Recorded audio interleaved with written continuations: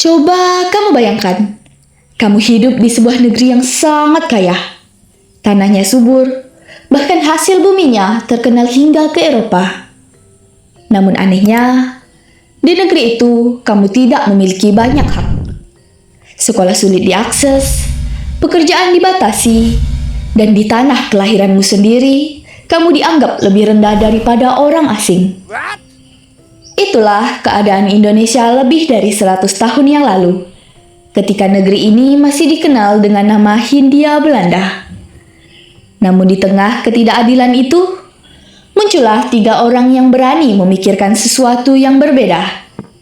Mereka tidak membawa senjata, tetapi mereka membawa sesuatu yang jauh lebih berbahaya bagi penjajah, yaitu sebuah gagasan tentang kemerdekaan. Dari gagasan itulah kemudian lahir sebuah organisasi bernama Indiste Partai. Tunggu. Kok bisa sebuah organisasi membuat penjajah takut? Untuk memahami hal itu, kita harus kembali ke awal cerita.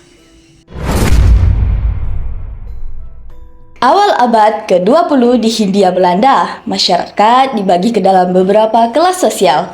Di puncak terdapat orang Eropa, di bawahnya ada kelompok timur asing, dan yang berada di posisi paling bawah adalah pribumi. Hah? Artinya apa? Artinya, rakyat Indonesia sendiri justru berada di tingkat sosial yang paling rendah di tanah kelahirannya. Mungkin kita semua bertanya, kenapa para pribumi tidak boleh bersekolah di tempat yang sama dengan orang Belanda? Menurutmu, apa jawabannya, Cimit? Mungkin bagi mereka kita bukan bangsa yang setara. Kalau begitu, sampai kapan kita harus hidup seperti ini? Di tengah ketidakadilan yang terjadi di Hindia Belanda saat itu, perlahan mulai muncul orang-orang yang berani berpikir berbeda. Mereka mulai mempertanyakan sistem kolonial yang selama ini dianggap normal.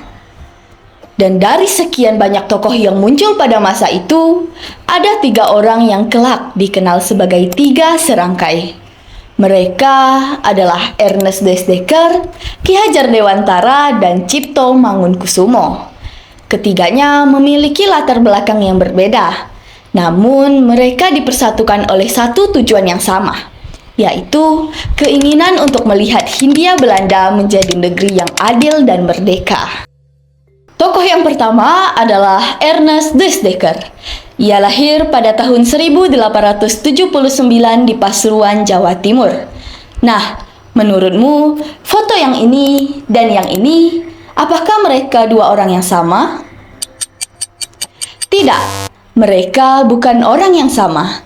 Ini adalah Edward Desdeker, penulis novel terkenal Max Havelaar yang mengkritik keras penindasan rakyat pribumi oleh pemerintahan kolonial Belanda yang masih memiliki hubungan keluarga dengan Ernest Desdeker. Hal menarik lainnya, Ernest memiliki darah campuran Belanda dan Indonesia.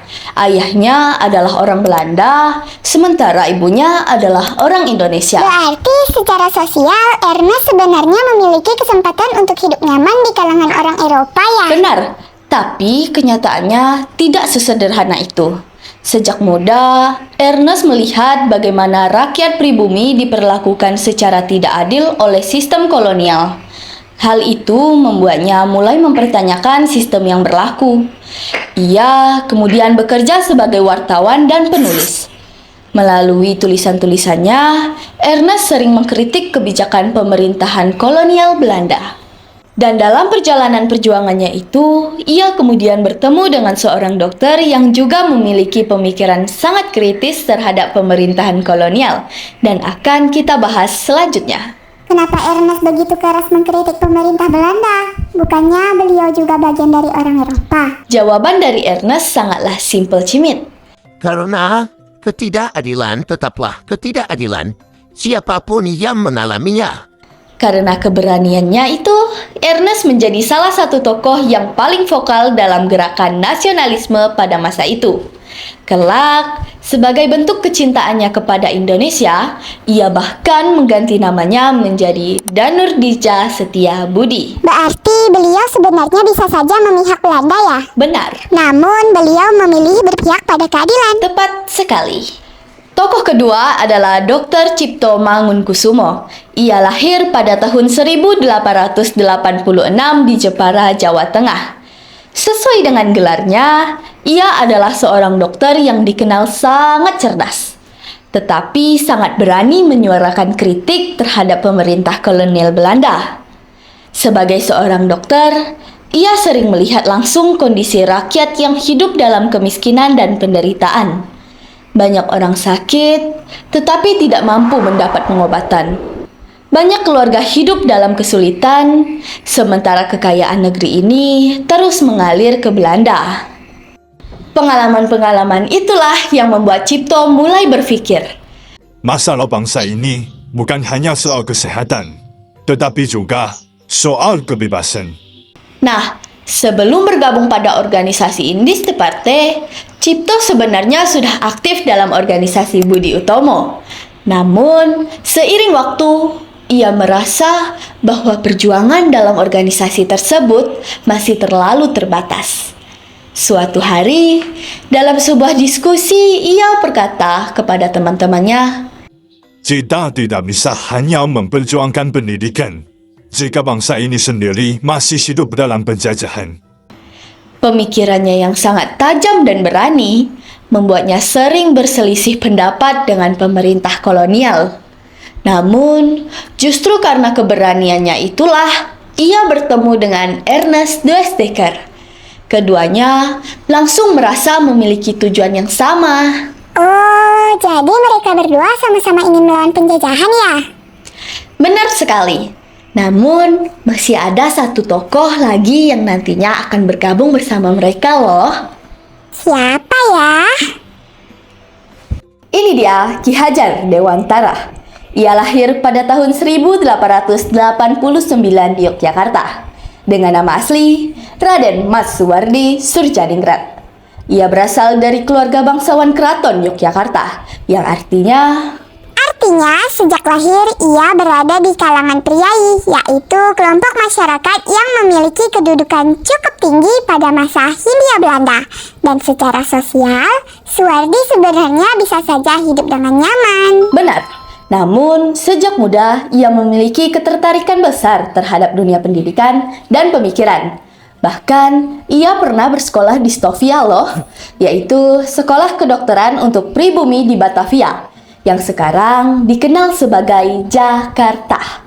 Sekolah ini sangat bergengsi pada masa itu, karena hanya sedikit orang pribumi yang dapat diterima di sana. Namun sayangnya, Suwardi tidak dapat menyelesaikan pendidikannya di Stovia, karena kondisi kesehatannya yang sering terganggu. Walaupun tidak berhasil menyelesaikan pendidikan kedokterannya, pengalaman belajar di sana membuka pikirannya tentang banyak hal.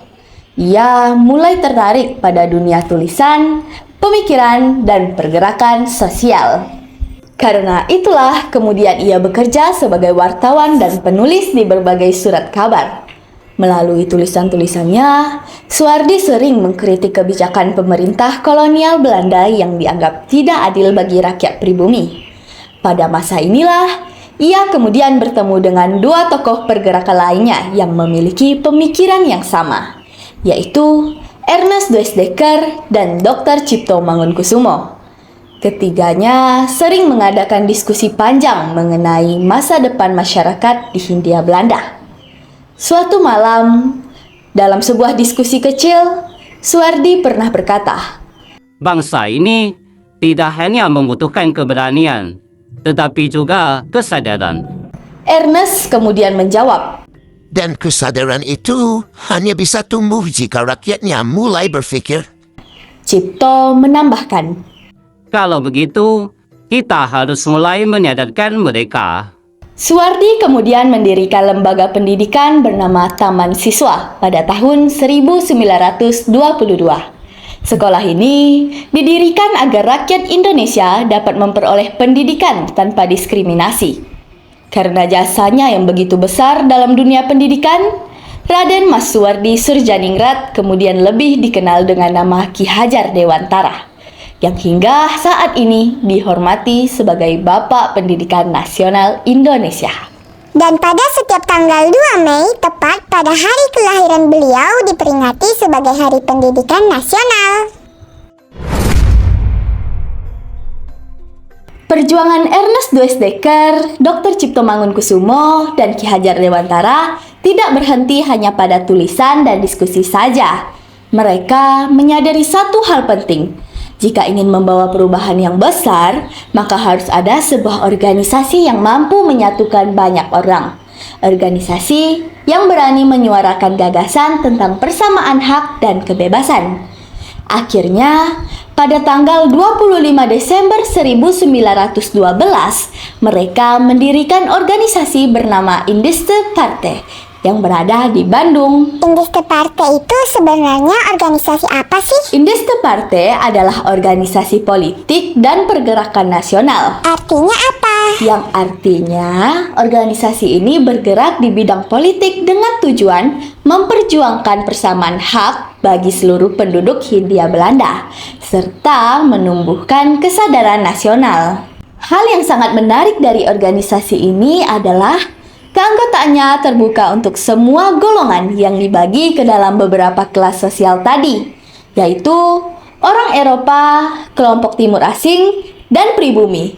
Dan Indiste Partij ingin menyatukan semua orang yang tinggal di Hindia Belanda tanpa membedakan ras maupun keturunan. Dalam waktu yang tidak terlalu lama, organisasi ini mulai menarik perhatian masyarakat. Banyak orang tertarik pada gagasan tentang persatuan dan kesetaraan yang mereka sampaikan. Tercatat dalam sejarah bahwa organisasi ini berhasil memiliki sekitar 7.000 anggota dalam waktu yang relatif singkat. Dan pada tahun 1913, anggota-anggotanya berasal dari berbagai kalangan, baik dari masyarakat sendiri maupun Indo-Eropa. Hal ini menunjukkan bahwa gagasan yang dibawa organisasi ini sangat kuat dan mulai diterima oleh masyarakat. Namun, semakin besar organisasi ini berkembang, semakin besar pula kekhawatiran pemerintah kolonial Belanda. Karena organisasi ini tidak hanya berbicara tentang pendidikan atau sosial, tetapi organisasi ini sudah mulai merambat membicarakan tentang kesadaran nasional dan kemerdekaan. Sementara itu, gagasan yang dibawa oleh Indiste Partij juga memiliki hubungan dengan perkembangan organisasi lain yang mulai muncul pada masa itu. Salah satunya adalah Budi Utomo yang sebelumnya bergerak di bidang sosial dan pendidikan. Salah satu tokoh Indiste Partij yaitu Dr. Cipto Mangunkusumo yang pernah terlibat dalam organisasi tersebut. Namun, seiring waktu, ia merasa bahwa perjuangan di Budi Utomo masih terlalu terbatas. Oleh karena itulah, ia kemudian bergabung bersama Ernest Dwesdecker dan Ki Hajar Dewantara untuk membentuk organisasi yang lebih berani secara politik. Gagasan yang diperjuangkan oleh Indiste Partij kemudian ikut mempengaruhi munculnya organisasi lain, seperti Sarekat Islam dan Perhimpunan Indonesia. Dan juga mulai menunjukkan semangat nasionalisme di kalangan masyarakat. Jadi walaupun organisasinya tidak lama, pengaruhnya tetap besar ya? Ya, gagasan tentang persatuan dan kemerdekaan yang mereka suarakan tidak pernah benar-benar hilang. Sebaliknya, gagasan itu terus berkembang dan menyebar. Semakin hari, pengaruh Indiste Partij semakin terasa. Ide tentang persamaan hak, persatuan, dan kesadaran nasional mulai menyebar luas. Namun, justru karena pengaruhnya yang semakin besar itulah pemerintah kolonial Belanda mulai merasa khawatir. Kok bisa pemerintah Belanda merasa khawatir? Apa alasannya? Karena untuk pertama kalinya ada organisasi yang secara terang-terangan berbicara tentang persatuan seluruh penduduk Hindia Belanda. Jadi, yang paling membuat pemerintah kolonial khawatir adalah organisasi ini mulai menumbuhkan gagasan tentang kemerdekaan. Situasi menjadi semakin tegang pada tahun 1913.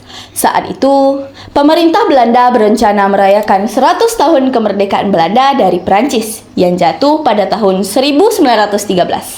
Perayaan tersebut Bahkan akan dilaksanakan juga di Hindia Belanda loh. Hal ini membuat Ki Hajar Dewantara merasa sangat tidak setuju. Dan pada tanggal 13 Juli 1913, ia menulis sebuah artikel terkenal berjudul Als ik een Nederlander was, yang berarti seandainya aku seorang Belanda. Dalam tulisan tersebut, ia menyindir pemerintah kolonial dengan sangat tajam. Ia mengatakan bahwa jika ia seorang Belanda, ia akan merasa malu merayakan kemerdekaan di negeri yang masih dijajah. Tulisan itu menyebar dengan sangat cepat dan membuat pemerintah kolonial Belanda marah. Akhirnya, pada tahun yang sama, pemerintah kolonial mengambil tindakan. Organisasi Indische Partij dilarang dan dibubarkan. Para tokoh utamanya juga mendapatkan hukuman pengasingan ke Belanda, yaitu Ernest Dwesdecker, Dr. Cipto Mangunkusumo, dan Ki Hajar Dewantara. Loh, jadi organisasinya cuma bertahan sekitar 1 tahun dong. Ya, secara resmi, Indische Partij memang hanya bertahan dari tahun 1912 hingga 1913. Namun meskipun waktunya singkat, pengaruh organisasi ini sangat besar dalam sejarah pergerakan nasional Indonesia loh. Hah? Apa itu? Organisasi ini menjadi salah satu organisasi pertama yang secara terbuka menyuarakan nasionalisme dan gagasan kemerdekaan Indonesia. Gagasan yang mereka tanamkan kemudian menginspirasi banyak organisasi pergerakan lainnya. Dan dari sinilah perlahan-lahan tumbuh kesadaran bahwa bangsa Indonesia suatu hari harus berdiri sebagai bangsa yang merdeka. Apa yang dimulai oleh Ernest Dwesdecker, Dr. Cipto Mangunkusumo, dan Ki Hajar Dewantara kemudian menginspirasi lahirnya berbagai organisasi pergerakan lain yang memperjuangkan nasib bangsa Indonesia. Perjuangan itu tidak berhenti pada satu organisasi saja. Sebaliknya, semangat yang mereka nyalakan terus berkembang dari waktu ke waktu. Hingga akhirnya, puluhan tahun kemudian, bangsa Indonesia benar-benar berhasil mencapai kemerdekaannya. Jadi walaupun Indische Partij tidak bertahan lama, pengaruhnya tetap besar ya? Benar, karena terkadang sebuah perubahan besar tidak selalu dimulai dari sesuatu yang berlangsung lama. Tetapi, terkadang perubahan itu dimulai dari sebuah gagasan kecil yang berani menantang ketidakadilan. Dan dari gagasan itulah lahir harapan tentang sebuah bangsa yang merdeka. Saya Kalista. Dan saya Cimit. Kami berdua pamit undur diri. Bye-bye.